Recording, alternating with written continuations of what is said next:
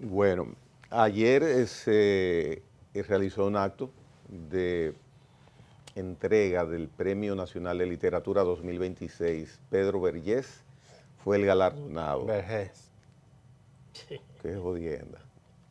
Vergés. No, porque él mismo que lo aclara. Él es que lo dice. Sí, Bueno, Sí, mira. es verdad. Eh, A mí me lo aclaró a mí una me lo vez. aclaró. bueno, Sí, sí. anoche yo estuve en la actividad en el Teatro Nacional y sí, los que utilizaron el micrófono decían Vergés, Cavada, que fue el maestro de ceremonia Vergés. Digo, mira, Cavada le dice Vergés. Sí, pero es así. Luego Manuel Núñez. Él mismo lo aclara. Ah, Sí. bueno. Sí. Pues Pedro Creo que él es Vergés, embajador en Canadá. en varios lugares, en, Sí, en- no, en pero que España, sí, yo recuerdo que él estaba de embajador. Pero Eh, creo que está ahora en disponibilidad de la Cancillería. no, pero que en ese tiempo que era embajador, a Que- mí me tocó ir como periodista a una visita sí, a bueno. donde él estaba. Y precisamente yo, haciendo la pregunta, le dije, Berger. Me dijo, no, Vergés. Vergés. Ah, bueno, pues Eh, Pedro Vergés, fue muy bonita la actividad. Yo tengo la gran satisfacción, puedo decir que el privilegio de en 2 ocasiones, 2 semestres, que él fue mi profesor de lengua española en la Universidad Pedro Enrique Sureña, y a partir de ahí, pues le admiré siempre, siempre, siempre.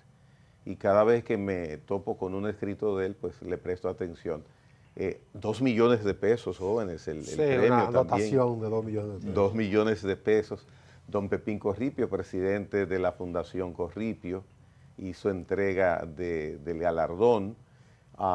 Ahí estuvo el ministro de Cultura, eh, Roberto Ángel Salcedo Sanz, y la representación de la Fundación Corripio en la mesa directiva, Juan Daniel Balcácer, que es asesor, estuvo Carlos Beitía también ahí, director artístico del Teatro Nacional.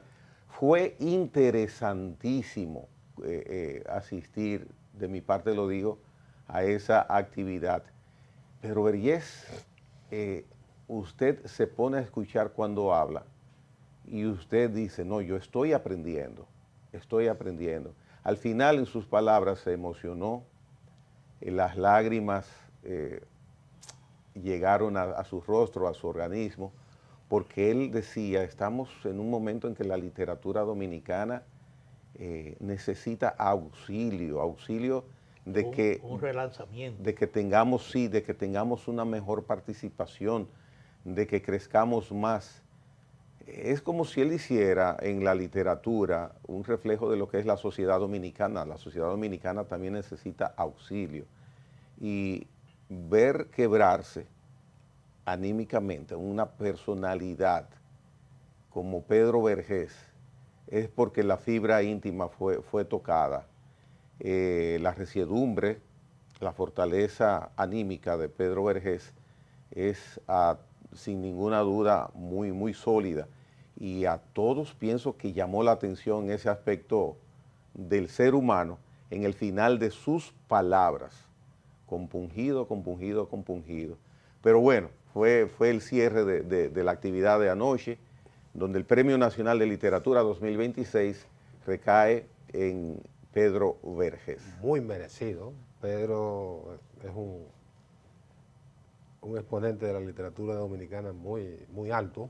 Es un gran escritor, un gran novelista, un lingüista.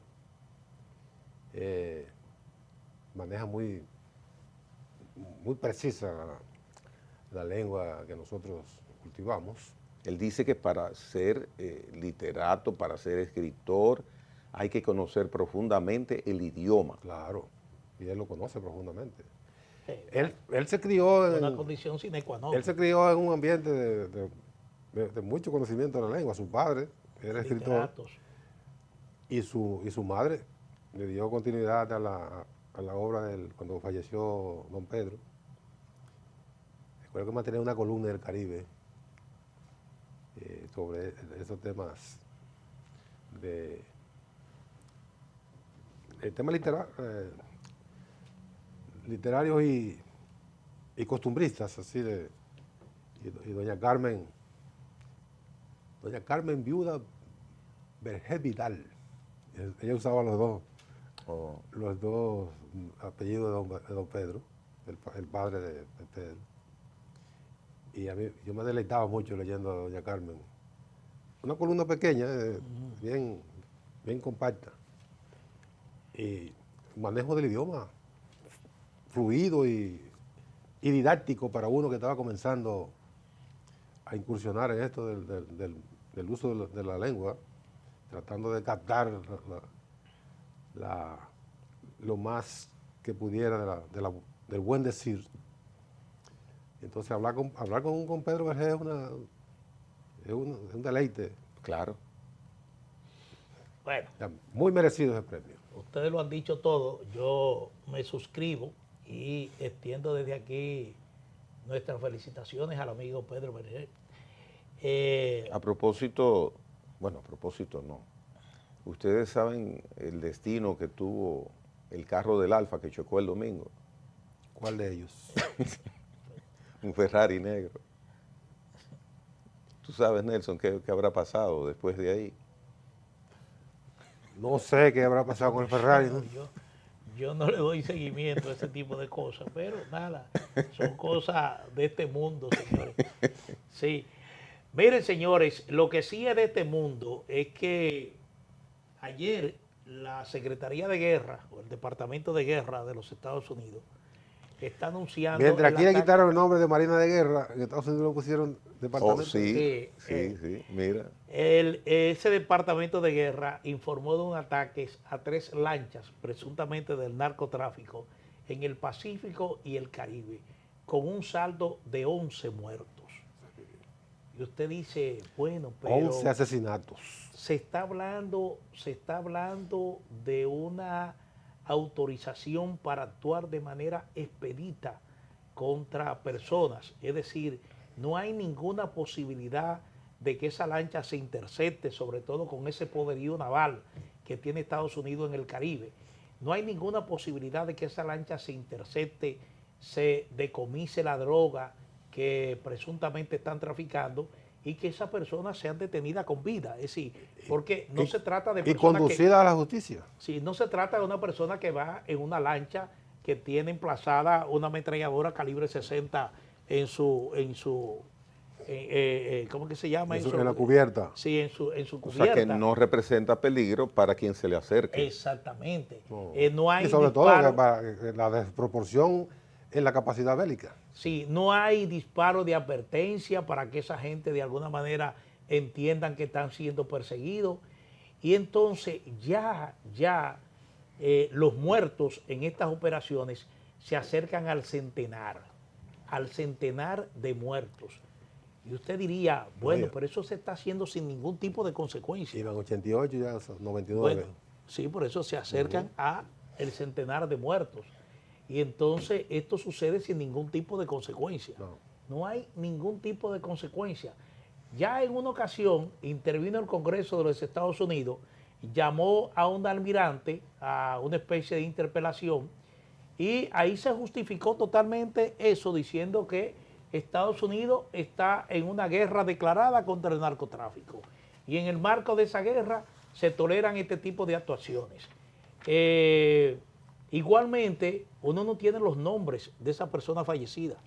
Es decir, se ha dado un caso de una familia en Trinidad y Tobago que ha iniciado una demanda contra el Departamento de Guerra de los Estados Unidos, precisamente porque en ese caso se identificó que un familiar de ellos murió en uno de estos ataques.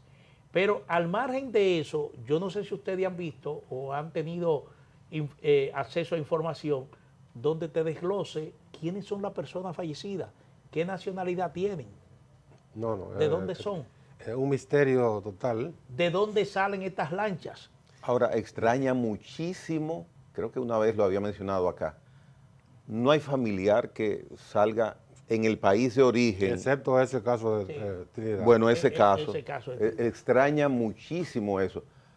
Quizás por razones obvias, asumir que sus familiares estaban en eso que dice Estados Unidos, que andaban esas personas en las embarcaciones, pero también son, o sea, también no, son sencillamente seres humanos.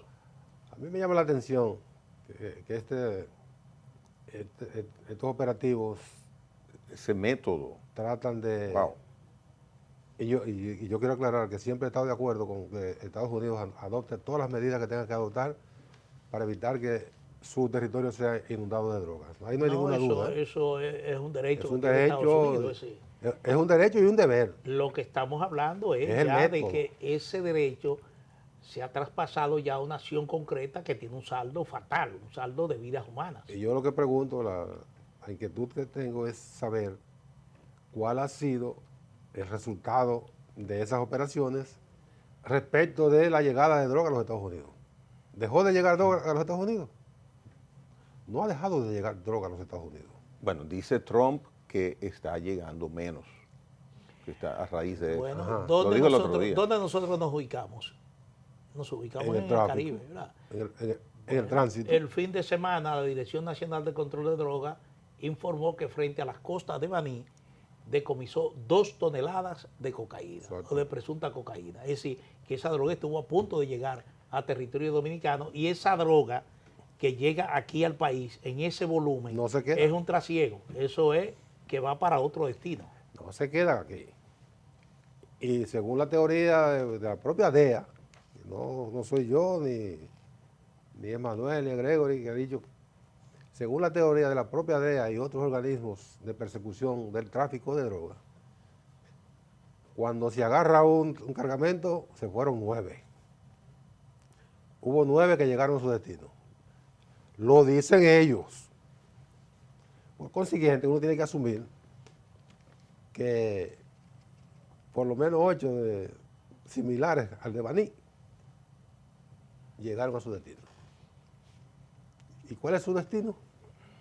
La evidencia es que eso no se ha frenado de manera como se pretende desde Estados Unidos, porque la droga sigue llegando a Europa y el punto de partida de esa droga que se va a Europa es precisamente esta región, Sí. porque aquí están los grandes centros de producción. Me refiero al tema de la cocaína básicamente. Exactamente.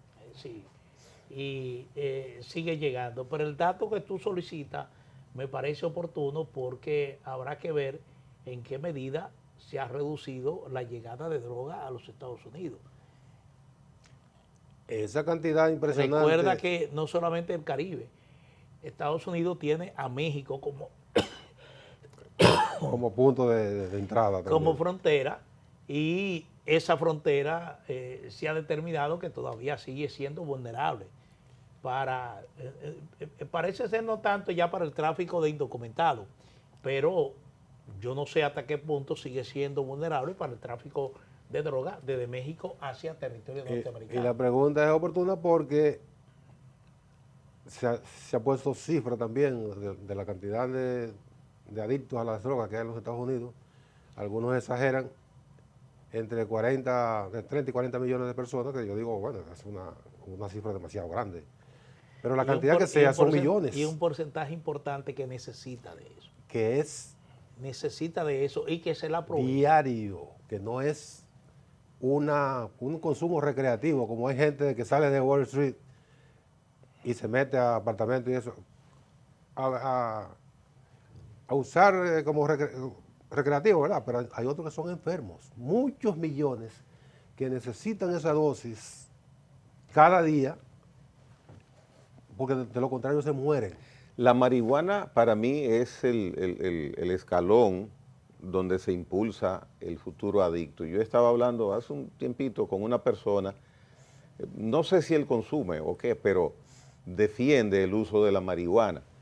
Y me dice que no, que la marihuana no es lo que incita al uso de drogas fuertes, sólidas.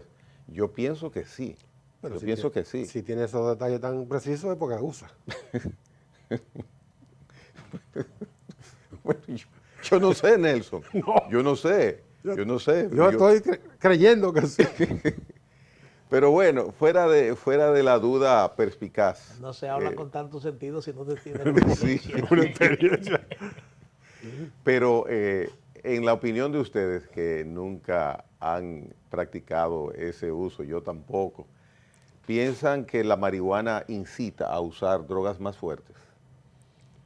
Mira, yo no me siento en capacidad No, de yo me, responder eso. yo me No, declaro, no te sientas como, yo No, me- no, te como digo, el me declaro interlocutor ignorante. que yo tuve. ¿Eh? me declaro ignorante porque yo lo más cerca que he estado de cualquier tipo de droga es en un decomiso, como cuando yo estaba en la policía, Sí. como reportero de la policía, participaba en quema de... Yo no la conozco, Y no conocí una conozco matita. ninguna droga. Conocí una matita que me explicó el buen amigo ya fallecido trágicamente en un accidente, De la Cruz Juan Ramón Martínez. de la Cruz Martínez, que era teniente en ese momento, y tenía era muy intenso, dando charlas en colegios, escuelas, y con uno también en la policía. Llevó una matita como para ilustrar el tipo de arbusto, el tipo de vegetal que es la marihuana.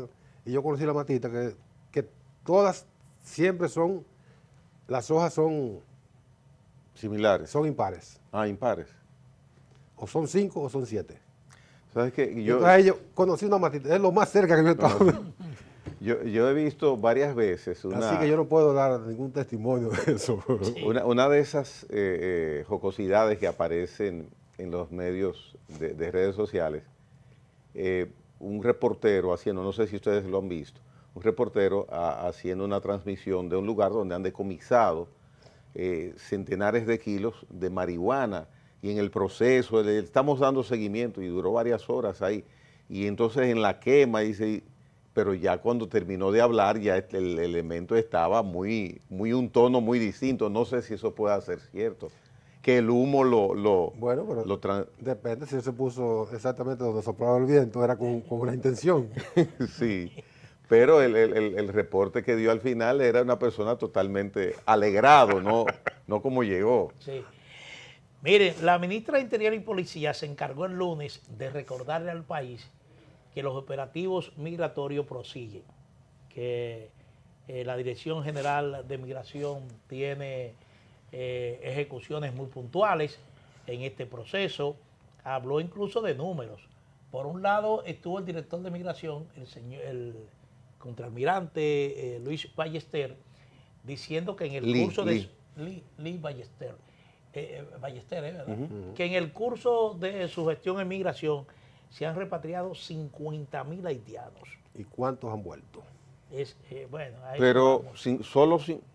¿pero en qué periodo? ¿Solo 50.000? Porque había una cifra de 300.000 y pico del año pasado. Bueno, yo vi la cifra que incluso la publicó la prensa diciendo No, 50.000. no, será 500.000. Sí, 500.000. Bueno, ahora sí. No, Okay. es 500.000. exacto, sí. Decía 500.000 repatriados.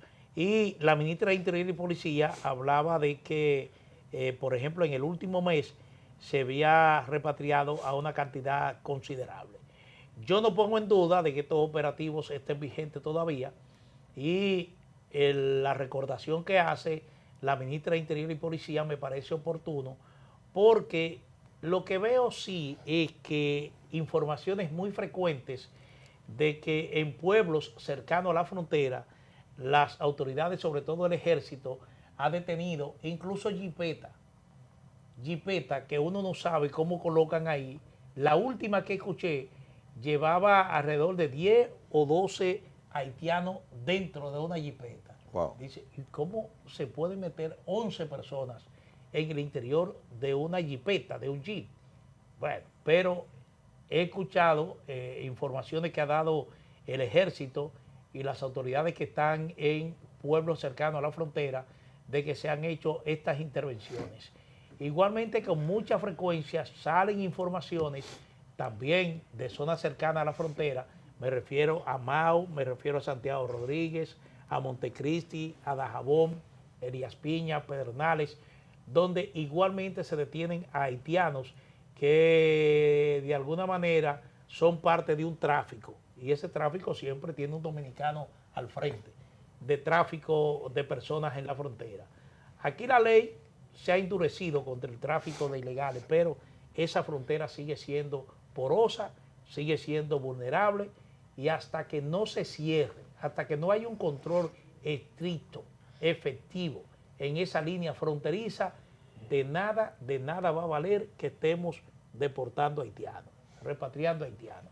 Porque como tú dices, bueno, entraron, deportamos 50,000, 500,000, y tú te preguntas, ¿pero cuánto entraron? Bueno, Y esa es la pregunta que yo todo el mundo se hace. he contado aquí del caso de un trabajador de una construcción que yo conozco, que lo repatriaron y bueno, fueron 5 días después. Vino aquí, yo le pregunté. Sí, es usual que ocurra. Pagó 30,000 pesos, 34,000 pesos. Sí. ¿A quién le pagó ese dinero? En Tireo, yo tengo un amigo que tiene una tierra ahí y me ha hecho relatos similares. Los dueños de las fincas llaman y se ponen en contacto. ¿Cuánto es? Y ya en 1 o 2 días están ahí de nuevo. Eso. Y ahí Bueno, están. a nosotros nos habló un arrocero de La Vega.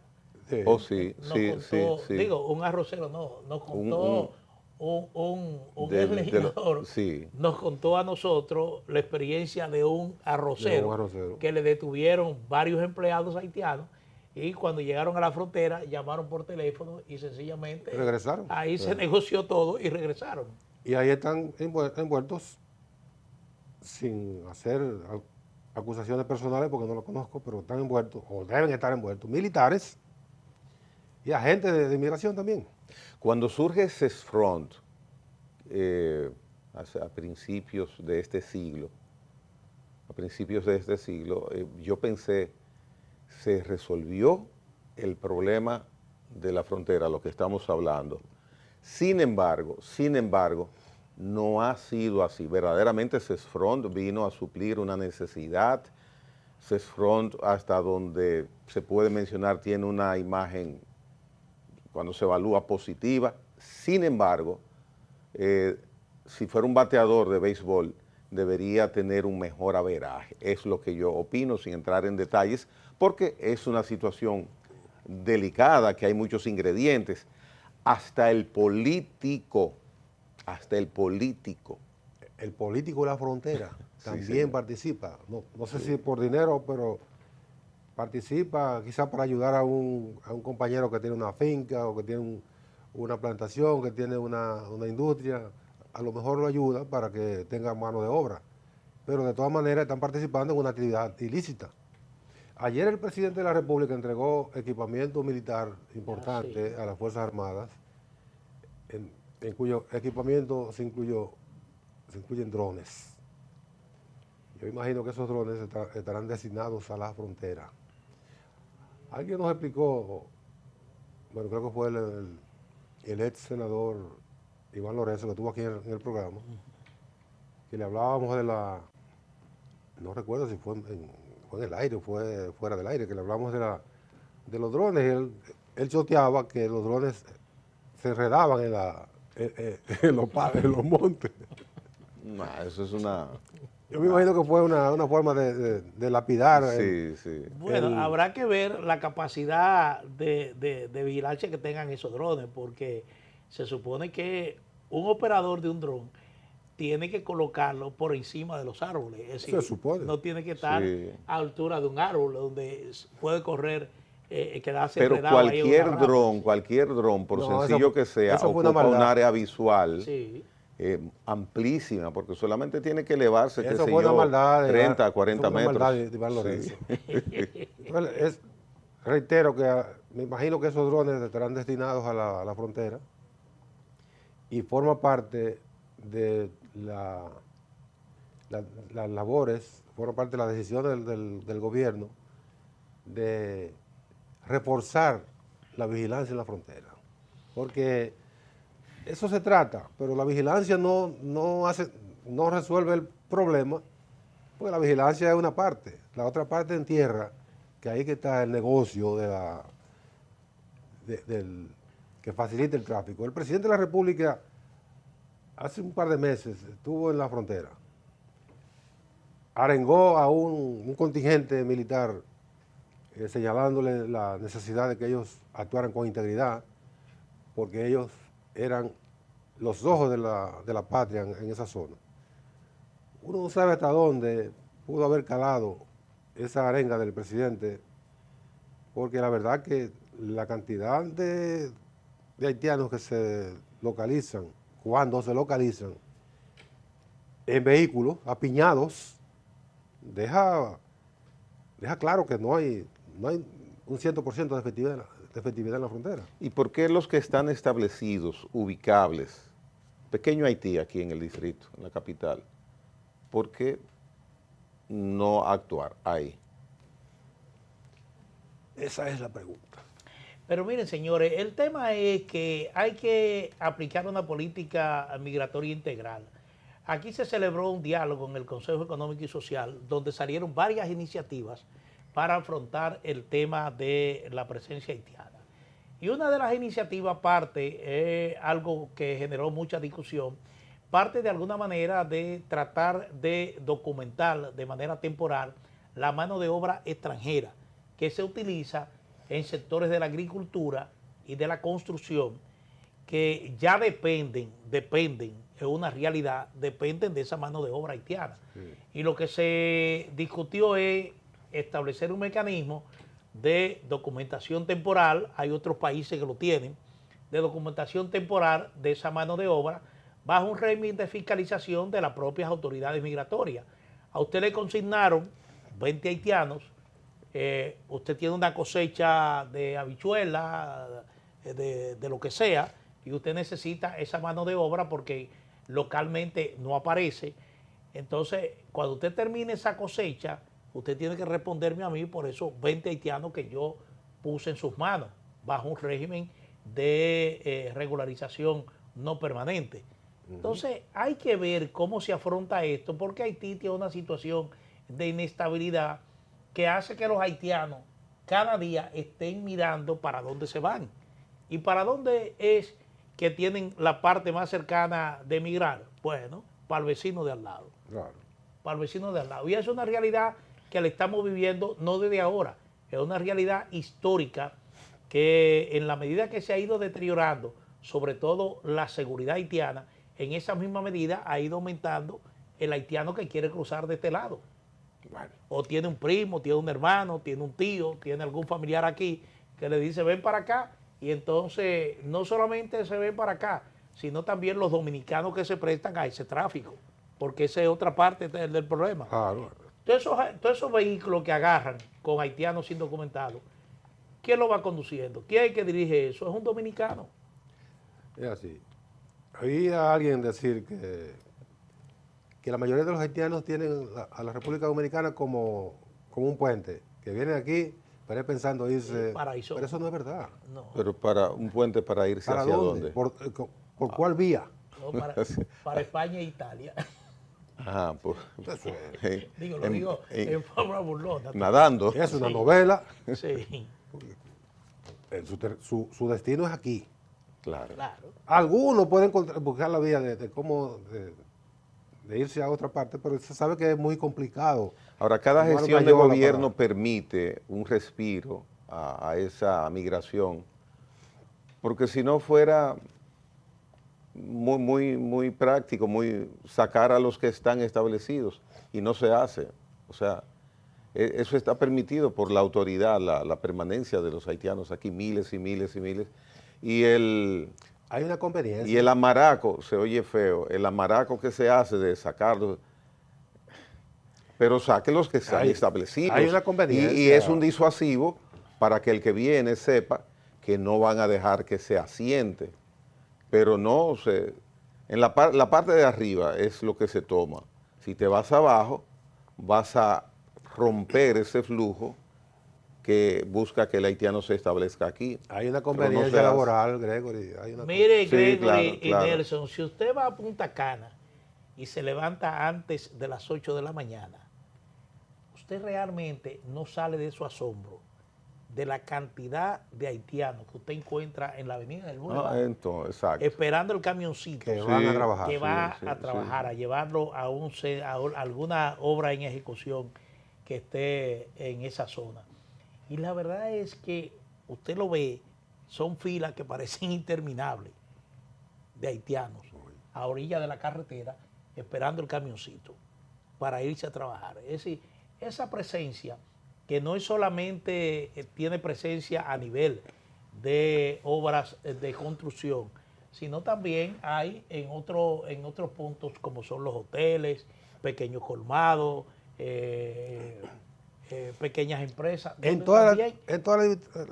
donde también hay presencia de esa mano de obra haitiana. En toda actividad laboral en este país. Pero hay una ley que establece 80% de personal dominicano y ni se trata de que se cumpla. Esa ley se acata, pero no se cumple. Sí, pero el problema es la realidad.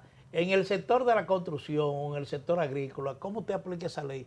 Ya el dominicano no lo atrae ni el salario, ni las condiciones de obras en el campo, ni tampoco en las obras de construcción. Es decir, eso no lo atrae. Bueno, miren, quien debe dinero por concepto de pagos de impuestos que no es realizado, Impuestos Internos tiene una resolución que hasta un 70% de los cargos de las moras, usted las puede eliminar si se acoge a una determinación que ellos han tomado. Estaba buscando la información y dice sí, pero son grandes deudas. No, pero esto es de ahora, de febrero. Digo, una resolución ahora, pero es la práctica vieja. De que cada cierto tiempo... Bueno, impuestos internos. Lo que ellos nos quitan es la base, ¿verdad? Tú le debes 100 pesos y te ha hecho el caprino loco. El sueco y la deja acumular. Ahí hay moras y cargos. Varios recargos. Impuestos internos siempre han aplicado, que tú vas y negocias la deuda, pagas la base y te tumban la mayor parte. Bueno, pues mira la modalidad que tienen ellos en una resolución de ahora, de esta semana. Establece un nuevo esquema de facilidades de pago. La disposición contempla beneficios según el periodo fiscal de la deuda. Para las obligaciones anteriores al 2020, incluyendo el 2020, se establece un descuento sobre los recargos del 70% si pagas todo lo que debes, o de un 50% si suscribes un acuerdo de pago por un máximo de 6 cuotas. Las deudas que corresponden a los años 2021, 22 y 23, la DGI otorga un esquema similar, aunque con descuentos menores, un 50% para recargos como pago único o un 40% si haces un acuerdo de pago de hasta 6 meses y las cuotas mensuales con un pago inicial del 30%. O sea, como bien dice Nelson, se descuenta hasta un 70%, pero no de lo que originalmente se debe, de lo que no tenía recargo. De la base, no. Eso hay que pagarlo. Claro. Es el recargo, un 70% del recargo. Supongo que hay muchas personas que se van a acoger a esta facilidad porque quien no está reglamentado de que está actualizado al día con sus obligaciones tributarias, formalmente no puede hacer negocios en República Dominicana. Entonces, muchas personas podrán acogerse a esta facilidad. Aquí con la DGI hay que tomar chocolate y pagar lo que debe. Ahora, hay situaciones, Nelson, que la formalidad va complicando el poder estar al día. Yo te vendo 100,000 pesos de un producto, tú me haces una factura a crédito, yo te hago una factura a crédito, hasta que tú no me pagues esa factura, se entiende que yo no debo cotizarle, yo no debo pagarle a Impuestos Internos los impuestos que le corresponde a la institución por esa transacción. Sin embargo, es distinto. Hay un 18%, hay un 18% que tú tienes que pagar independientemente si has cobrado esa factura que cediste a crédito. No, pues, Tú lo tienes que pagar. eso, el ITEVI. El ITEVI, sí, Lo justo sería que tú pagues cuando cobras. cuando cobras. Pero pues no es Sí, así. pero tú pagas todavía la factura en proceso de pago. Claro. Y un proceso de pago que puede durar hasta 3 meses. Y, pues, Cuando se trata y que puede de- ser un cobro incierto. Sí, O sea que mi beneficio, por ejemplo, puede ser de un 10, de un 15% por lo que yo te vendo a ti. Sin embargo, yo tengo que pagar a impuestos internos un 18% haya yo recibido el importe de esa factura que emití. Que no lo pagas tú. No, pero ese porque tú 18% sí lo tengo tú que lo cargas. buscar, aunque no porque no es mío ese 18%, ni tuyo. Pero es injusto totalmente y está establecido así desde que el mundo es mundo, pero Mire, es injusto. Hay una empresa, digo, una institución del Estado que colocó publicidad y resulta que duró 5 meses sin pagar. Resulta que esos 5 meses que tú emitiste la factura, ya tú tienes que haberle pagado a impuestos internos, porque si no tú no puedes seguir haciendo negocio. O sea, tú No, pagaste te entonces bloquean. Sí, 5 entonces- veces el 18% de Entonces, las ¿qué 5 sucede? facturas. Ahí hubo un cambio De incumbente. de incumbente. Ah, no, ya. Y resulta Hay que olvidarse de en la eso. Navidad de pasada se dijo, mire, manden, ustedes están al día con el pago de que sí, estamos al día, pa, y le mandamos, esperando, todavía al día de hoy. Ese dinero que se pagó a impuestos internos, esa empresa no ha recibido ese pago. Eso es una pérdida ya Sí.